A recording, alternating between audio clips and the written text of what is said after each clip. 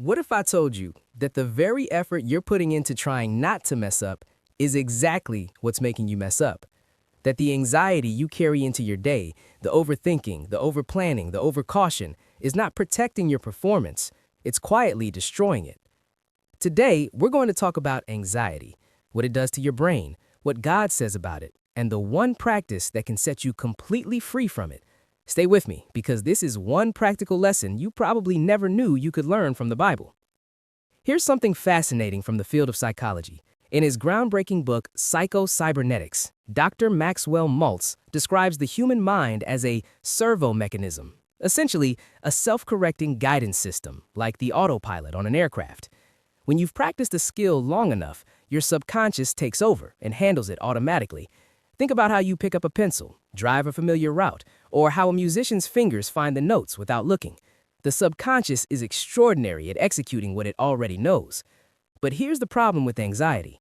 It pulls you out of autopilot and forces you into manual control.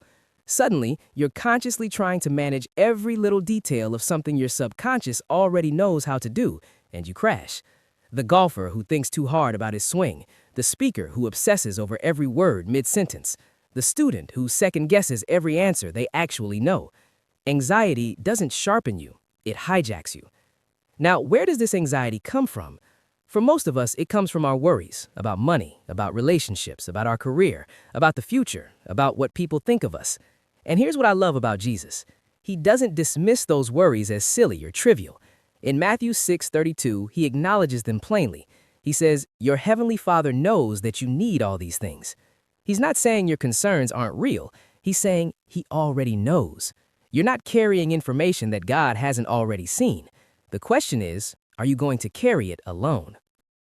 So, what do? Philippians 4:6-7 gives us the clearest instruction.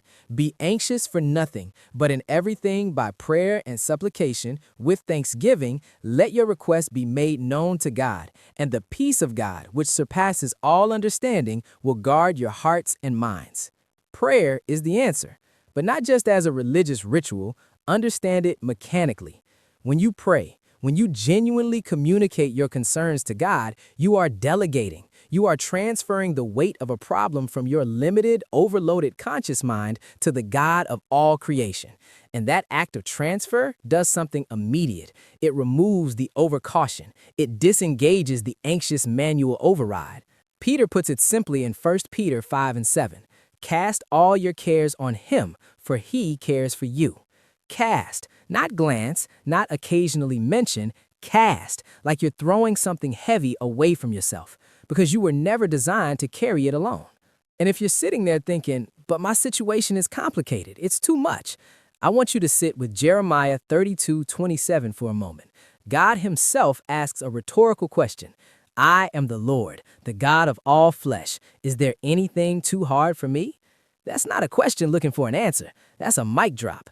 God doesn't have to pull an all-nighter over your situation.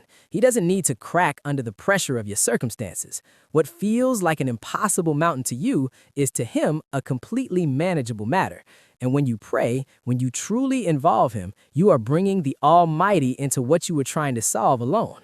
This is what Jesus meant in Matthew 11:28 when he said, "Come to me, all you who are weary and burdened, and I will give you rest." And it's the heartbeat behind Matthew 6:34. Take no thought for tomorrow will take care of itself. Not carelessness, not irresponsibility, but a profound, settled trust that God who holds tomorrow has already handled it. So here's what this looks like practically. Before you walk into that meeting, that exam, that difficult conversation, stop, pray, tell God exactly what's weighing on you, hand it to him, and then go.